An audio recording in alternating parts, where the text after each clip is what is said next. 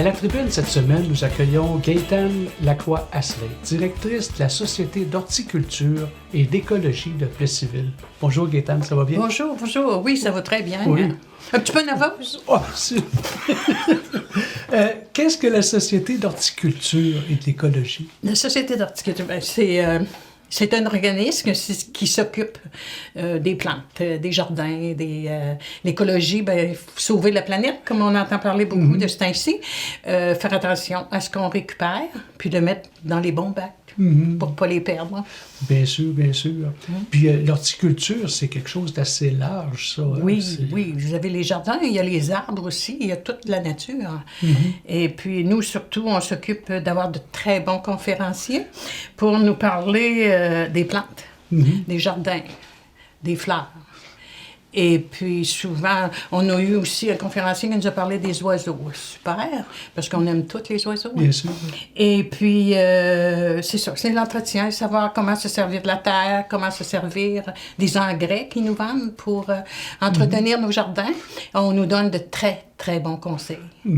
Oui, fait que j'invite les gens à venir nous voir. Bien sûr, bien sûr. Et quel a été l'élément déclencheur pour fonder un organisme comme ça? Ça vient de la ville. Bon. On avait M. Paul Yargeau, qui a été mandaté par la ville, qui était responsable de l'urbanisme dans les années 1999. Ça fait 20 ans qu'on existe. Et puis, avec Mme Marcoux, ils ont fondé le mouvement. C'était pour... il y avait des concours sur les fleurs, sur les arrangements floraux des maisons oui. Dans le temps. Moi, j'étais pas là dans le temps. Mais c'est ça. Fait qu'eux autres, ils ont fondé ce mouvement-là. Puis ça a fonctionné, puis ça existe depuis ce temps-là. Wow, oui, c'est ça. Des conférenciers toujours très, très, très bons qui venaient donner des conseils pour tout entretenir, c'est ça. Surtout les fleurs des parterres au début. Mais là, ça a bougé, puis on est rendu dans les jardins, on est rendu dans la plantation. Elle nous conseille, très bons conseils. D'où l'importance d'un organisme comme ça. Oui, c'est très aimé, puisqu'on a... il y a eu jusqu'à 200 membres. Ah, ben. Mais là, comme tout le monde, il y a beaucoup, beaucoup de choses. Fait que les gens s'adjoignent à certains mouvements. Donc, nous, on joue entre 130 et 140. Ah, wow. Et on a 70 membres à nos rencontres du mois. Ah, ben, à chaque mois. Chaque mois, oui, c'est bon. Qu'offrez-vous comme activité ou service? C'est qui peut en bénéficier? Bien, tout le monde peut en bénéficier. Puis les services, c'est nos conseils qu'on donne. 2 fois par année, on a des échanges de plantes. OK. Une en mai puis une en septembre, qu'on fait au Carrefour culturel. Les gens arrivent avec leurs plantes, puis celles qui ont trop, ils les apportent pour les échanger avec d'autres. Mais ça, c'est ouvert à tout le monde, puisqu'on se sert des terrains de la ville. Fait que n'importe qui peut venir à ces échanges de plantes-là. On a des voyages. On fait un voyage par année pour visiter des jardins. Oui. Fait que l'année passée, on est allé dans le coin de Saint-Raymond-Port-Neuf, où c'est super beau. Et cette année, on a la conférencière de ces jardins-là qui va venir nous donner une conférence en mai. Fait que, non, on travaille fort. Bien oui. Puis c'est pas juste seulement pour la beauté, hein, c'est... Non, les conseils. Des fois, c'est pas beau, mais c'est utile. Hein? Fait qu'on s'occupe de ça aussi. Bien sûr. Oui. Pour la planète aussi, hein? Oui, la planète, on en entend parler beaucoup, là, hein? Oh, my. Les jeunes, surtout. C'est eux autres qui vont la sauver, la planète. Parce que nous autres, on n'a pas été très, très gentils tout le temps, là. On n'avait pas cette éducation. Mais on n'avait pas toute l'éducation, c'est ça. Quelle région desservez-vous? La région d'Érable. On peut avoir des gens de Saint-Pierre-Baptiste, Sainte-Sophie. On en a du coin de Sainte-Françoise. Oui, tout le monde peut venir à nos rencontres. Il s'agit d'avoir la carte. Notre carte, pour 8 conférences, coûte 15 $. C'est pas cher. Ben non. Puis ceux qui veulent venir, qui ont choisi une conférence, qui aimeraient mieux que d'autres, ça coûte 5 $. OK. Puis dans la conférence, on donne un petit moment de repos pour notre conférencier. Puis on offre un café, puis une petite collation dans le milieu. Puis, je ne sais pas si c'est ça qui attire le monde, j'espère que non. Là. Ben, ça donne un petit break, parce que dans une conférence... Oui, c'est quelque chose. Oui. Que faites-vous comme activité pour amasser des fonds?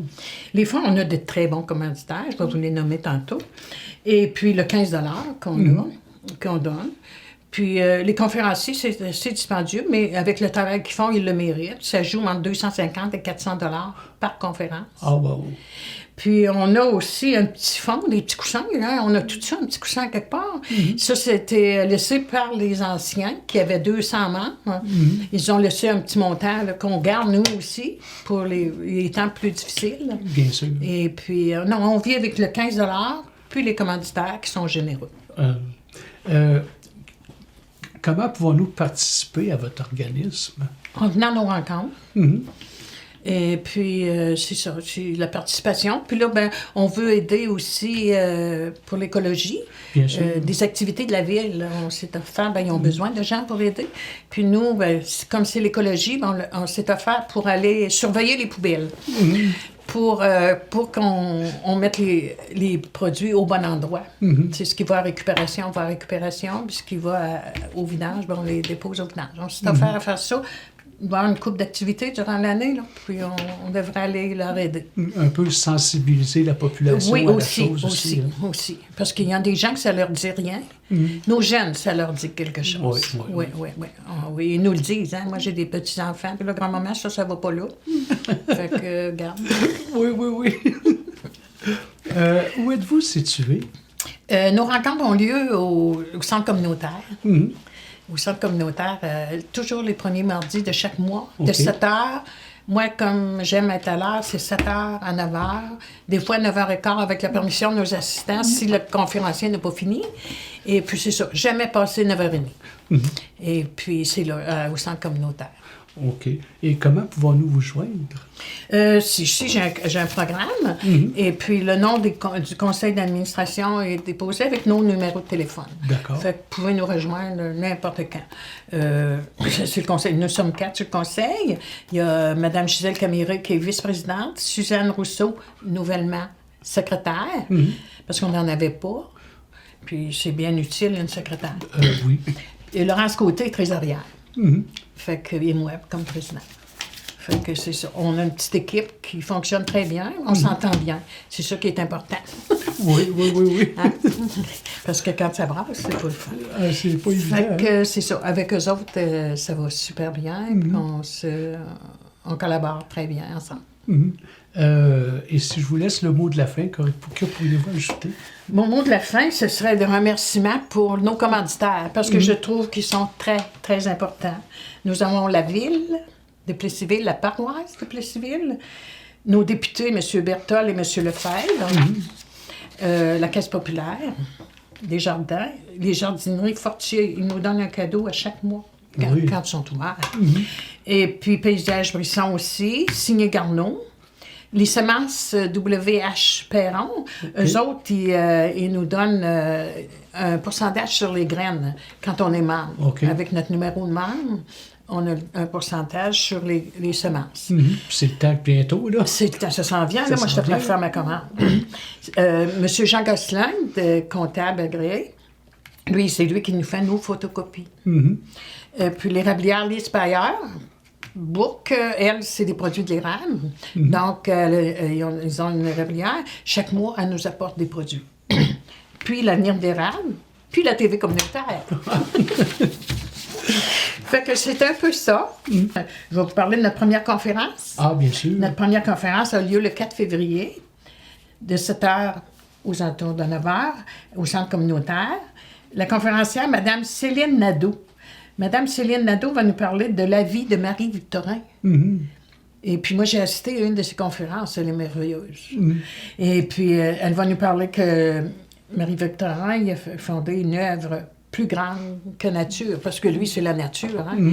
Et puis, c'est ça, elle vient nous jaser de ça le 4 de février au centre communautaire. Puis c'est ça, la carte est de 15 $ pour 8 rencontres. Juste une rencontre pour assister à une des conférences qui nous intéresse vraiment, c'est 5 $. La carte est en vente présentement. Et puis, ça commence février, ça nous prend la carte 2020. Fait que, on en a plusieurs de vendus, mais là, le 8 février et le 4 février, il va y avoir quelqu'un qui va vendre des cartes. Bon. Et qu'est-ce qui vous a amené à vous impliquer là-dedans? Moi, ça fait quelques fois, j'ai été quand je suis arrivée avec le civil, moi, j'aime bouger. Fait que je me suis allée au hockey mineur, commencé parce que mes garçons étaient là, et j'assistais aux rencontres. Puis, pas toutes, parce que je pouvais pas. Mais à un moment donné, l'ancienne présidente, Mme Francine Simard, elle passe ses hivers à l'extérieur. Elle a dit, tu prendras pas ma place, parce que moi, ça faisait quelques années. J'ai dit, tu peux le faire 1 an.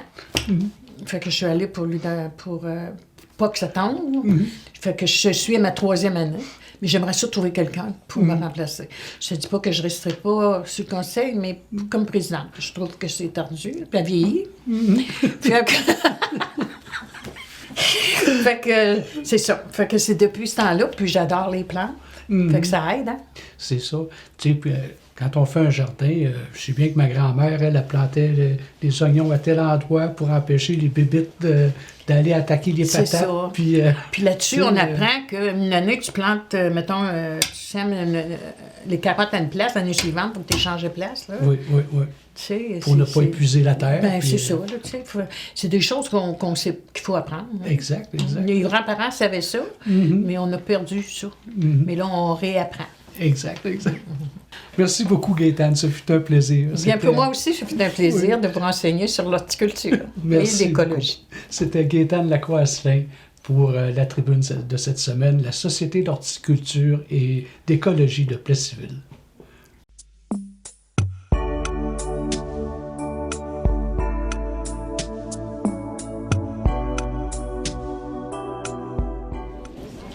Bonsoir tout le monde. Je vous souhaite aussi une merveilleuse année, pas juste en horticulture, la santé, un peu d'amour, ça fait du bien, puis un petit peu d'argent avec ça, ça va faire la job. Ça fait qu'on se souhaite la santé, je pense que c'est le plus beau cadeau qu'on peut avoir, puis de continuer à s'amuser, parce que les gens... Bon, fait qu'on va parler semis-bouture. Les années dernières, j'ai venu souvent vous donner des petites conférences sur le semis-bouture. Je ne considère pas qu'on va apprendre des nouvelles choses aujourd'hui, mais on va se rafraîchir la mémoire. Ça fait 2 jours que je suis dans des revues, dans des affaires que je lis, puis moi aussi, ça m'a allumé des petites lumières que j'avais un petit peu oubliées. Fait que quand on veut faire des semis et des boutures, d'abord, il faut faire attention. Il faut d'abord aimer ça et pas de se sentir envahir. Quand vous faites des semis et des boutures, si vous avez l'impression de vous envahir dans la maison, n'en faites pas. Achetez-les déjà en 4,5 pouces, parce que vous allez tellement haïr ça que vous allez dire « Maudite affaire, ça prend de la place, ça fait de la terre dans la maison, il y a des mouches, il y a ci, il y a ça. » Mais quand on aime ça, c'est pas une pénitence, c'est un loisir. Il ne faut pas penser qu'on fait des semis et boutures pour faire de l'argent, c'est pas si payant que ça, parce que tout coûte cher pour le faire. Et c'est comme je vous dis, moi, c'est le plaisir de faire venir le printemps 2 mois plus de bonheur que dehors. Fait que quand on commence nos semis et nos boutures, en général, en janvier, on ne fait pas grand-chose. Parce qu'on va donner de l'engrais à nos géraniums qu'on a conservés des années dernières pour les faire repartir des jeunes pousses. Essayez jamais de faire de la bouture sur du vieux bois. Ça ne racine pas. C'est important, la chaleur, l'eau, tout ça, on va en parler, les terreaux aussi. Mais les boutures, ça se fait avec des jeunes pousses. C'est pour ça qu'au mois de janvier, quand vous avez des géraniums sur le bord de vos fenêtres, bien, vous décidez que vous sortez vos géraniums, mettez-les à une bonne lumière, arrosez-les, puis au bout d'une semaine ou 2, commencez à leur donner du 20-20-20 à peu près au 10 jours. Ils vont se faire des belles petites pousses pâles, là, puis c'est avec ça que vous allez faire des boutures. Comme vous voyez ici, aujourd'hui, j'en ai coupé une coupe, parce que moi aussi, j'ai commencé, comme tout le monde, à les arroser au mois de janvier. Fait que ça, c'est une bouture, ça n'a pas besoin d'être plus gros que ça. Même qu'il pourrait avoir une feuille en moins, puis ça serait correct aussi. Fait que les boutures, ce n'est pas à avoir une tige longue, là, c'est pas d'adon. C'est une petite bouture. Plus c'est petit, plus on a de chances de bien se raciner. Fait qu'on fait venir le printemps de bonheur et on se dit, je m'amuse là-dedans, puis j'aime ça parce que j'aime ça pour m'amuser. Mais c'est sûr que si vous avez envahi le salon avec ça, vous peut-être aimez ça, mais il y en a peut-être autour de vous qui vont trouver que c'est embarrassant. Un truc en passant, et des fois, on a des petites mouches quand on se fait des boutures ou des semis, parce qu'on arrose trop et on a peur de faire de l'aération. on se dit, oh, ben là, il fait froid dehors, ça. Mais ouvrez peut-être 10 minutes, pas besoin d'ouvrir très longtemps, ou bien mettez un circulateur d'air dans la pièce, c'est-à-dire un ventilateur que vous allez pouvoir mettre dans la pièce, qui va faire circuler l'air, puis qui va faire sécher le dessus du sol. Ce n'est pas obligé d'arroser à tous les jours. Hein? Quand on arrose trop, c'est là qu'on a la petite mouche. Fait que là vient mon truc. Moi, je suis une fille à truc. Je ne suis pas économe. Mon mari n'aimerait pas ça que je dirais que je suis économe. Je ne suis pas économe partout. Mais si je veux un truc, c'en est un. J'ai pas trouvé dans mes affaires une assiette à viande jaune.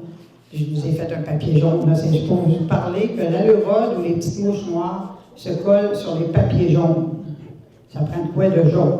Le truc, il se vend des palettes jaunes qu'on vend dans les quincailleries, dans les supermarchés, dans les épiceries en je pense aussi, c'est des plaquettes.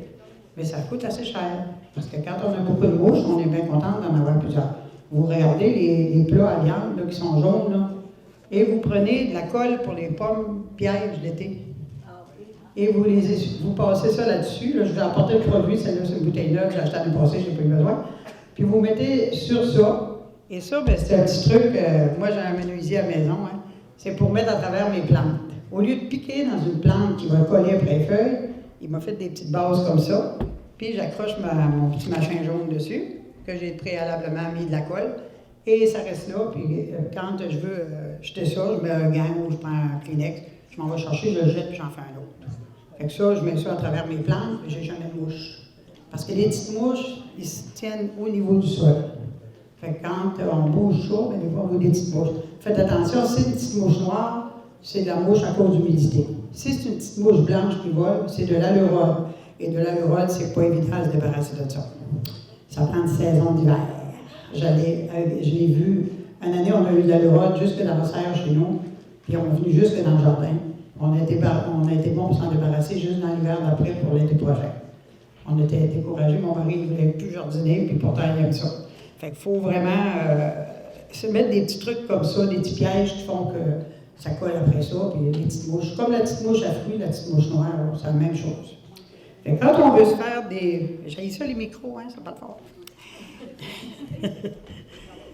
Fait que comment faire pour faire des boutures à moins gros frais, puis moins économiser dans les boutures, je ne suis pas très économe, mais je veux dire que tu n'es pas obligé toujours que ça coûte très cher.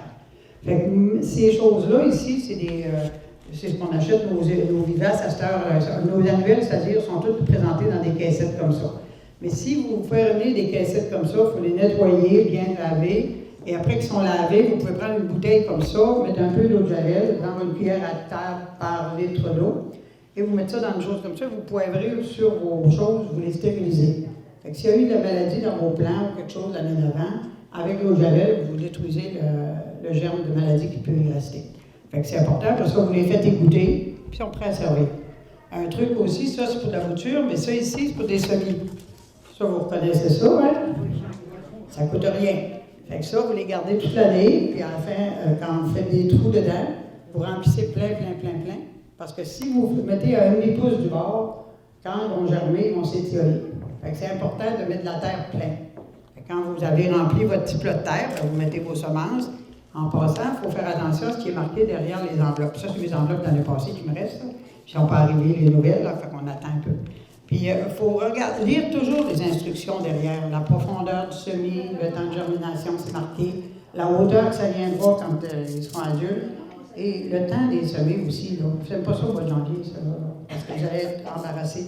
Fait que semer pour que ce soit présentable, prêt. Tu sais. Puis vous y allez selon ce qui est marqué derrière. C'est pareil pour n'importe quoi. Vous semez et après vous mettez un peu de médium sec dessus. Pour faire des semis et des boutures, c'est le Pro-Mix qui est le meilleur. Prenez pas de la terre de votre jardin.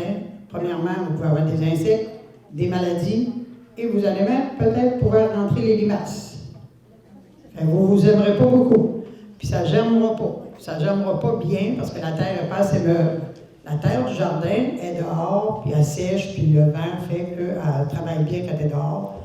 Mais ne faites pas des semis, des boutures avec votre terre de jardin, à moins d'avoir déjà stérilisé, plus en plus la mélanger avec quelque chose de léger, genre des vermiculites, perlites, des choses comme ça. Fait que c'est pas économique de prendre la terre du jardin pour faire ça. Achetez-vous un sac de ProMix pour faire vos semis et vos boutures. Puis quand les semis et boutures, vous êtes rendus à repiquer, là, vous pouvez prendre la terre en sac pour repiquage. Puis ça dépend si vous êtes prêt à mettre ça plus tard. Là, quand vous serez prêt à mettre ça dans des vases pour aller dehors, c'est important d'acheter la terre pour les jardinières et les balconnières.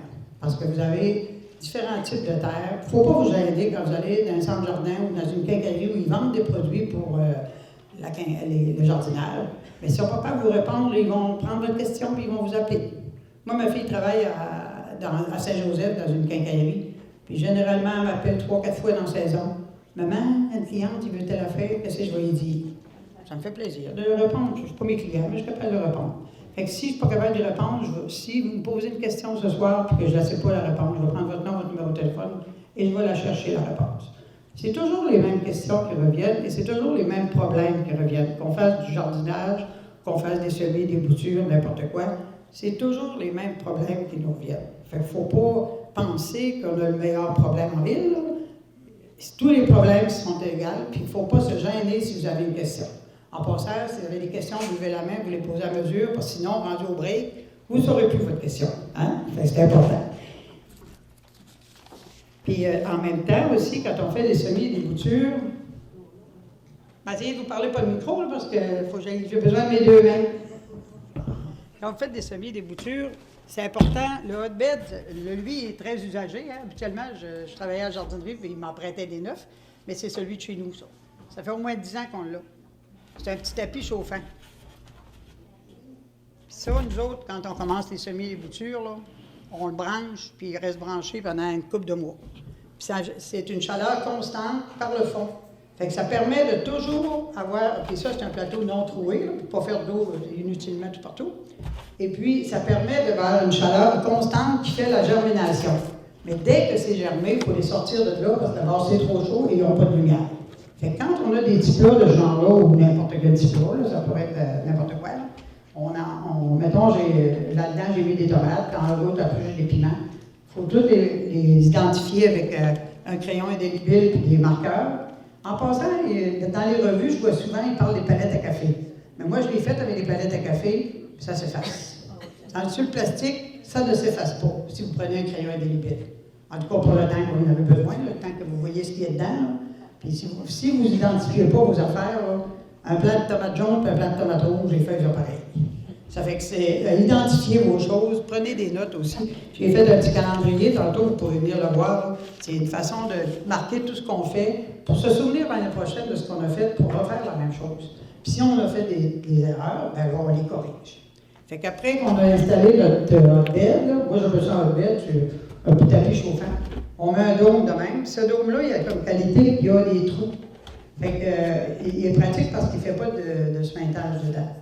Puis dès que c'est germé, dès que vous voyez pointer, il faut mettre ça à la lumière. Dès que c'est pointé. Parce que si vous attendez, ça n'a pas beaucoup germé encore, mais laissez là, ben ils vont s'étioler. Puis la fonte du semis les guette aussi. La fonte du semis, c'est la pourriture qui arrive juste au niveau de la racine, là, au niveau de la terre. Puis ça, quand ça commence dans une caissette, là, on s'est quasiment perdu. Mais avant ça, on avait du No-Dam. No-Dam, c'était un produit spécial pour ça. Puis le gouvernement on ne parlera pas trop mal parce que là, il est à la télévision. En tout cas, je suis bien indépendante du gouvernement. Ils ont légiféré là-dessus, on n'a plus le droit de vendre le No-Dam. Ça fait plusieurs années, là, ça doit faire 3-4 ans qu'on n'a plus le droit. Fait que, on peut faire une tisane de camomille. On la laisse refroidir, on la met dans une bouteille qui est ce genre-là. Celle-là est à son genre, mais il peut y avoir d'autres sortes de bouteilles. Une bouteille en spray. Si vous prenez des bouteilles vidantes de savon, des fantastiques ou n'importe quoi, là, on achète beaucoup de ça, nettoyez-les comme il faut à l'eau claire et après traitez-les au soda. Et shakez bien comme il faut, mettez l'eau tiède pour faire fondre le soda et shakez-les, faites passer le soda dans le spray, puis vous allez pouvoir vous en servir. Mais prenez jamais une bouteille directe du savon, juste la rincer puis la reprendre pour vos plants, parce que ça peut être un savon assez fort qui fait mourir le petit plant. Ça fait que l'idéal, quand on veut se servir d'une bouteille de n'importe quoi, là, soda à pâte, c'est un neutralisant. Ça coûte moins que rien. puis c'est un neutralisant. Quand vous préparez un produit, que vous avez une grosse pompe, là, mettons, puis vous faites de quoi dans votre jardin ou dans votre maison, là, si vous n'êtes pas sûr de vous en servir pour la même chose, nettoyez-le tout de suite, puis faites tout de suite votre traitement au soda. Le traitement au soda, il ne coûte rien, puis il nuit à personne.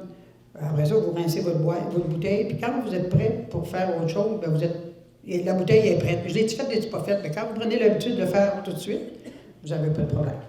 Fait que ça peut permettre d'avoir une bouteille pour tout faire au fond. Parce que si je commence à vouloir avoir une bouteille pour une affaire, une bouteille pour l'autre, on vient tellement mélanger, on vient tellement tanner d'en avoir autant. Le secret pour le jardinage, pour aimer ça, là, je parle surtout les plus jeunes, les plus vieux, ils savent c'est quoi. Si on veut aimer ça, il ne faut pas s'écœurer. Excusez l'expression de s'écœurer, mais c'est le mot. Il faut vraiment faire ça dans un esprit que j'aime ça, faire du jardinage, j'aime ça faire des semis, j'aime ça avancer l'été, mais il faut vraiment que j'aime ça, pouvoir me présenter, de faire des choses comme ça. Puis pas m'envahir. Envahir la maison, il n'y a personne qui va aimer ça. On n'a pas tous une serre ou deux, là, mais quand on a un espace, les fenêtres en passant qui sont les meilleures, c'est les fenêtres du côté est. Sud, c'est bon, mais ça vient très chaud dans l'après-midi. Il faut faire attention. Fait que c'est que si vous avez besoin de clarté, puis pas trop loin de la fenêtre. Vous savez, il y en a qui vont se faire là, 3 plateaux comme ça. Ce plateau, c'est à largeur-là, c'est des plateaux qui se vendent ça, qui ne dégoûtent pas. Fait que s'ils se font 3 plateaux, puis ils les mettent comme ça, là, sur le bord du chemin, le bord de la fenêtre, le dernier, au fond, il n'y a pas grand éclairage. Fait que plus vous êtes proche de la fenêtre, meilleur est l'éclairage. Fait que idéalement, c'est de les déplacer ou de mettre un fluorescent. En passant, si vous mettez des fluorescents, il faut mettre idéalement, on met 2 sortes de fluorescents. Un daylight avec un bleu, ou il y a différents, là, mais habituellement, il y a des rouges et des bleus. Les marques, là, je ne me rappelle plus exactement. Là, quand je vais les acheter, moi, il y en a qui sont écrans rouges, d'autres écrans bleus, puis c'est la marque qui est marquée au bout, là. Puis, idéalement, on recommande, puis dans plusieurs revues, je l'ai vu, d'avoir 2 sortes de fluorescents. Puis le plus long possible. Un 8 pieds, 2 tubes, là, c'est merveilleux. Ça donne à peu près 40 cm de large. Puis si tu as des déflecteurs, bien, ça donne plus large. Sinon, juste la lumière du jour, parce qu'on recommande de 14 à 16 heures d'éclairage. Aujourd'hui, présentement, quand on va commencer, là, en mars, mettons, là, on n'a pas ça. On a ça en juillet. Il est trop tard, on fait nos petits plants, hein, on veut qu'ils fleurissent. Fait qu'on se fait du faux éclairage, de l'éclairage artificiel. L'idéal, c'est des fluorescents. Ça ne coûte pas cher à allumer, puis ça ne coûte pas trop cher à l'achat non plus. Si vous mettez des lampes spéciales à plantes, même que dans les plus grands spécialistes qui parlent dans les livres, disent que ça ne vaut même pas la peine de dépenser autant. Il y a des lumières spéciales pour faire des plantes, mais ils coûtent les yeux de la tête, puis le fluorescent fait le même job. Ça fait que si vous êtes installé avec des tubes fluorescents, vous allez être correct. Oui, madame? Pour la camomille, quelle quantité qu'on peut utiliser pour que ça soit efficace? Moi, je dirais que si vous faites 1 litre de camomille, là, puis vous pulvérisez comme une fois par semaine, le temps qu'ils ne sont pas germés, le dessus, juste pulvériser avec une bouteille à spray comme ça, là, juste comme mouiller le dessus. Il n'y a pas de... Je pense pas qu'ils apprennent un gros dosage. C'est la seule affaire qu'on a présentement là, qui nous dépanne. Là. Il y a le vermiculite qu'on peut mettre tout de suite après la semence. On peut mettre du vermiculite. Un produit sec aussi fait la job. Mais votre produit sec, quand vous allez arroser, il deviendra plus sec. Hein? Ça fait que c'est pour ça la camomille, là, c'est ce qu'on a trouvé de mieux présentement. Puis on en parle encore dans les nouvelles revues. C'est encore ça qu'on dit.